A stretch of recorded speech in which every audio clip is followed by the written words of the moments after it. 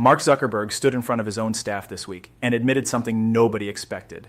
Meta's AI agents have not worked the way he hoped. This is the company that laid off thousands of people, reassigned 7,000 employees, built its entire strategy around AI agents doing autonomous work. And last week, the CEO looked his team in the eye and said it has not come to fruition yet. Let that land for a second. If one of the most well-funded AI teams on the planet is getting this wrong, what does that tell you about what most people are doing wrong when they try to automate their own work? A lot, actually, and the answer is not that AI automation does not work. It absolutely does.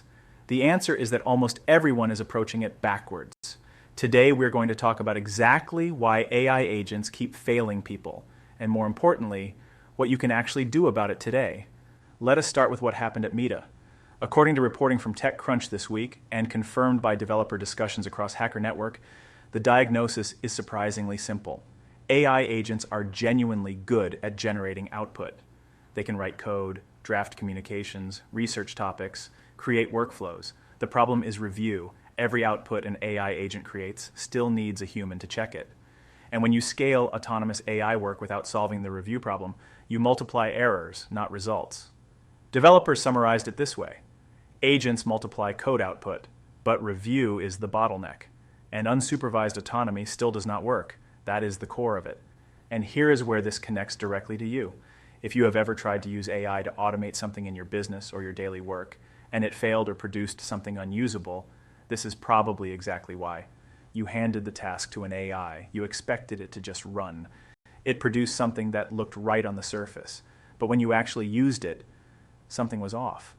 The problem was not the AI. The problem was the handoff. Most people treat AI agents like vending machines. You press a button and the result comes out fully formed. That is not how they work. Not yet. Think of it more like managing a very fast, very capable intern, one who never sleeps, never gets tired, can do 10 things at once, but still needs direction, still needs checkpoints, still needs a human review loop built into the process. The companies seeing real results from AI automation right now, they all built that loop in by design. Here's the part that actually changes how you should be thinking about this. The mistake is not using AI automation. The mistake is building automation with no review stage. When there is no checkpoint, errors compound quietly. And by the time you notice, the problem is already downstream.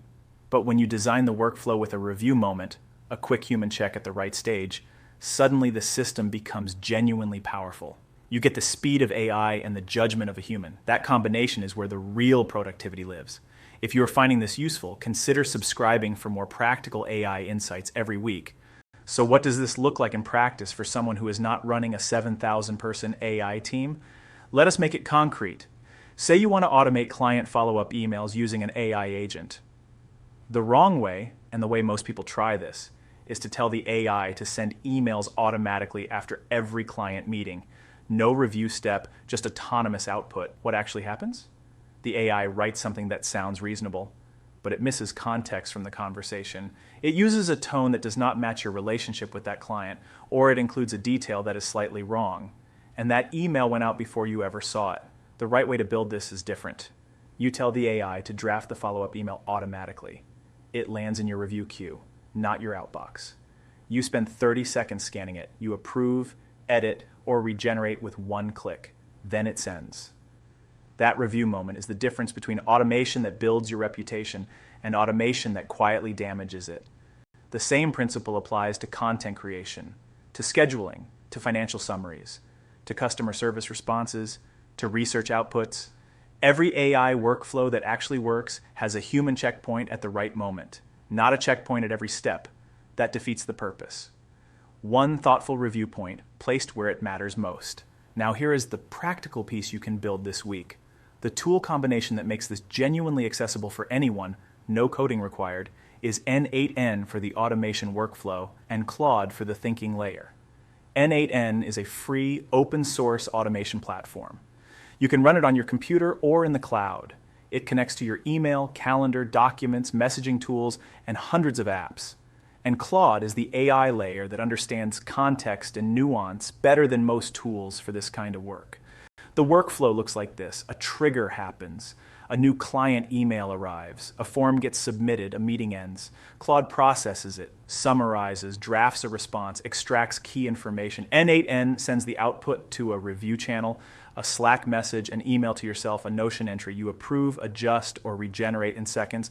Then N8N completes the action. That whole loop takes maybe 15 minutes to build the first time. After that, it runs itself with you as the final decision point. That is not complicated. That is not enterprise level.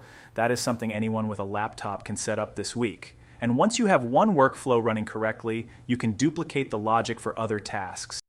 Client intake, invoice follow-up, content scheduling, meeting summaries, research briefings.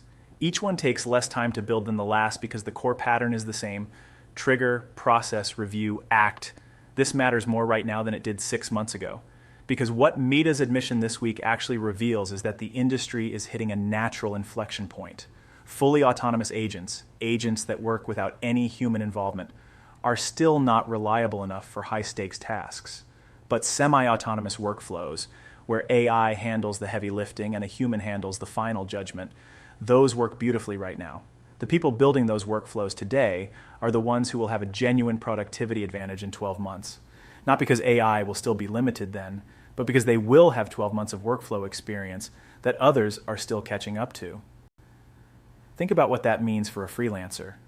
You can handle twice the client volume with the same hours. Your response time gets faster, your output quality stays consistent. Think about what that means for a small business owner. You stop doing the work that bots can handle. You start doing only the work that actually needs your judgment. Think about what that means for someone in a regular job. You become the person on your team who gets more done in less time. And that is always the person who gets the interesting projects. The insight from Zuckerberg's admission this week is not that AI agents are overhyped. It is that they are being used wrong by companies and individuals alike. The fix is not more powerful AI. The fix is smarter workflow design, and that is available to anyone right now. With free tools, no developer needed. That is what the data from this week is telling us.